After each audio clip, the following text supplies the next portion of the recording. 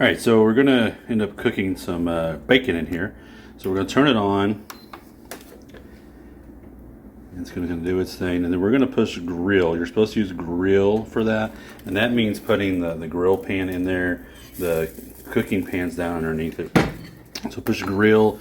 Bacon is supposed to be at about 300 degrees. Time-wise, I don't really know. Let's just see if 10 minutes will be enough. And then we start it over here, and starting is going to put it in a preheat mode, and you'll kind of see this going, you can hear it go in there. So we'll wait for it to be preheated, and then well, I'm sure we'll get notified when to add the food. All right, so once it's heated up and preheated, it starts beeping and tells you to add food. One thing to note, when you do open it, it will shut off, so it's not blowing a bunch of hot air around you, but you are going to have air escape and the heat escape. So we're going to add the bacon on here. All right, so our bacon's in there. You can see it says open.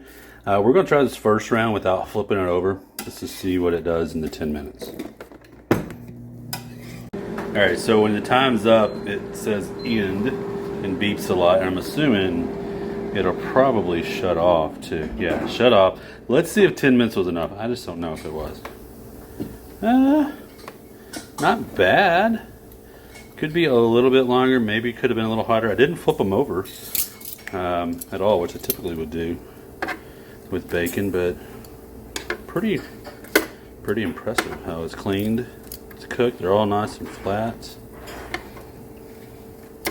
Probably gonna do it for a little bit longer than 10 minutes. And maybe a few more seconds. This already looks really nice bacon meat. See how easy that was to kind of cook it without a big mess. There's even not too much of a mess inside there. But yeah, this is cooking bacon with the Geek Chef air fryer grill.